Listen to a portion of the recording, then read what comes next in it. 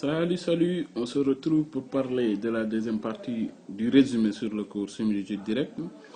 Et sur cette partie, nous allons parler d'expression réduite d'une similitude. Rappelez-vous que dans la première, nous avions parlé d'une expression, d'une transformation, que ce soit une translation, une homothétie, une rotation ou bien une similitude plan direct. Dans cette partie, nous allons parler d'expression réduite suivant la transformation que nous avons, et nous allons parler de la détermination d'une similitude, et enfin nous allons donner quelques propriétés. Donc sans plus tarder, nous allons commencer par donner l'expression réduite d'une translation. Alors, toute application du plan dans lui-même, qui à tout point on lui associe le point, qui à tout point m d'affixe z, on lui associe le point m' d'affixe z, et qui s'écrit sous cette forme z' égale à az plus b. Retenez bien ça. Où a est un nombre complexe non nul et b un nombre complexe qui peut être à son tour nul. Donc si le a vaut 1, alors on a une translation de vecteur b. Alors comme on l'avait dit dans la première vidéo, b c'est le coordonnée du vecteur qui nous permet de faire la translation. Donc ça se présente sous forme de coordonnées AB, mais on peut donner bien sûr l'écriture complexe équivalente, ou bien XY, et dans ce cas-ci, l'écriture équivalente sera X plus IY, qui sera tout simplement égal à B. Donc dans une écriture, il faut bien regarder si le A est un nombre réel, et que est-ce que ce nombre est égal à 1. Donc si ce qui est devant le A vaut 1, donc dites-vous tout simplement que vous avez une translation, peu importe ce qui vient après le Z, ce qui occupe la place de B. Ça peut être 0 comme ça peut être un nombre réel, un nombre complexe, tout ce que vous voudrez. Maintenant, nous allons voir le cas où le A est différent de 0 et de 1, c'est-à-dire appartient à R privé de 0 et 1. Donc, au tout début, on avait précisé qu'A était un nombre réel non nul. Donc, c'est valable ici aussi. Donc, R privé de 0 et 1, bien sûr. Donc, F est une homothétie dans ce cas de centre oméga et de rapport A. Dans la première vidéo, on avait dit qu'une homothétie est toujours caractérisée par son centre et son rapport. Et dans la première vidéo, le centre et le rapport étaient donnés. Ici, le centre, son affixe vaut B sur 1 moins A, avec B étant le B qu'on retrouve dans l'écriture AZ plus B, et de rapport A, qui sera toujours différent de 0 et de 1, bien sûr. Donc, comment est-ce qu'on reconnaît une homothétie? Donc, il faut tout simplement regarder l'écriture que vous avez, qui est bien sûr sous la forme Z' égale AZ plus B.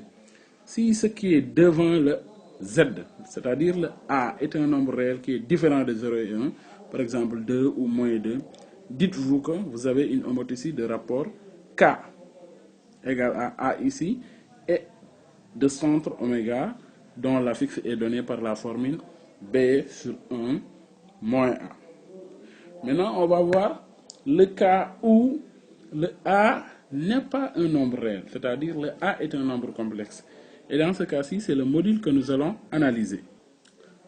Alors, si A appartient à C privé de R, c'est-à-dire A n'est pas un nombre réel, A se présente ici sous un nombre complexe qui s'écrit sous la forme X plus IY.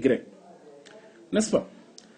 Dans ce cas-ci, on va regarder le module de A. Si le module de A donne 1, dites-vous que la transformation Z' égale à Z plus B est une rotation tout simplement. Z' égale à AZ plus B. Dans ce cas-ci, c'est une rotation de centre B sur 1 moins A et d'angle argument de A. Je répète, si le A appartient à C privé de R et que le module de A donne 1, dites-vous que la transformation que vous avez Z' égale à Z plus B est égale à, est une rotation tout simplement. Donc c'est comme ça que l'on reconnaît une rotation. Et enfin, nous allons voir le cas où le A appartient à C privé de R et que le module de A est différent de 1. Quelle sera la transformation? On y va. Maintenant, dans le cas où le A est un nombre complexe privé, C appartient à C privé de R, et que le module de A est différent de 1, dans ce cas-ci, dites-vous que cette transformation-ci est une similitude plane directe qui est caractérisée par son centre d'affixe B sur 1 moins A, son argument K, θ égale argument de A, et son rapport K égale A, module de A tout simplement. Donc, qu'est-ce que vous remarquez? De toutes les transformations qui se caractérisent par un centre, l'affixe du centre ne change pas. Pour une similitude, le centre, son affixe c'est B sur 1 moins A. Pour une rotation, c'est B sur 1 moins A.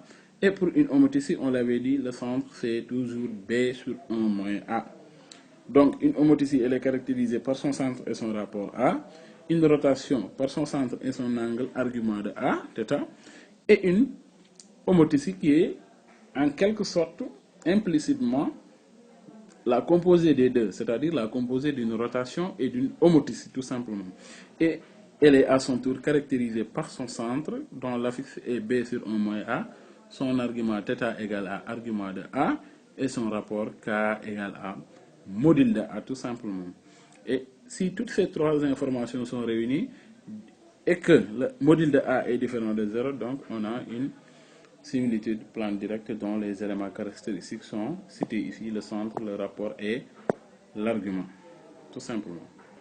Maintenant que nous avons fini par donner les expressions réduites des similitudes, nous allons évoquer quelques propriétés des similitudes. Alors, les propriétés qui caractérisent une similitude directe, on l'avait dit tout simplement, c'est son rapport qui sera toujours positif, bien sûr, son angle et son centre. Maintenant, si nous avons une similitude directe S et que nous avons les points A, B et C des points quelconques du plan, si S de A égale à A, ça vous savez ce que cela signifie. On avait dit dans la première vidéo que ici A est son centre. Donc ça est là. A est le centre et le point invariant. Et que si S de B égale à C, cela veut dire que C est l'image de B par rapport à la similitude. N'est-ce pas? Dans ce cas-ci, le rapport est donné par le rapport de AC sur AB. L'angle, elle est donnée tout simplement par l'angle orienté formé par les vecteurs AB et AC. Et le centre, encore une fois, c'est le point invariant ici. Retenez bien ça. Donc ça, c'est une des propriétés. Maintenant, nous allons voir d'autres propriétés. Ici, on va parler de comment est-ce qu'il faut faire pour déterminer une similitude. Donc, si nous connaissons sa nature, bien sûr, donc ici, on va parler de similitude plane directe. Une similitude telle que S de A égale A' et S de B égale à B'. Retenez toujours que l'écriture, c'est Z' égale à AZ plus B. Donc, si vous avez Z' égale à AZ plus B, et que l'on vous dit que, par exemple, S de D égale à E. Donc, ce qui n'est pas entre parenthèses, c'est ce que vous allez remplacer par Z'. Donc, on écrira Z de E égale A, et ce Z sera remplacé par ce qui est entre parenthèses Z de D plus B. C'est ce qu'on fait ici. On a S de A égale à A'. Vous regardez bien qu'on écrit Z de A' égale à AZ de A plus B. Pourquoi? Parce qu'on a S de A égale à A'. Donc ici où nous avons S de B égale B', on va écrire tout simplement Z de B' égale à AZ de B plus B. Retenez que le B que vous avez ici, c'est un point. Maintenant, la résolution de ce système de deux équations à deux inconnues va vous donner les valeurs de A et B, d'où l'expression de la similitude tout simplement. Et il y a d'autres propriétés, mais je vais m'arrêter là. J'espère que ces deux vidéos vous permettront de comprendre certaines notions qui sont évoquées dans le cours, et le reste, nous allons essayer de compléter ça avec des exercices. Donc, si vous avez des questions, vous pouvez les poser en commentaire ou bien nous joindre par WhatsApp ou bien dans le groupe Telegram. D'ici là, nous vous souhaitons bonne chance pour la suite et portez-vous bien. Merci et ciao.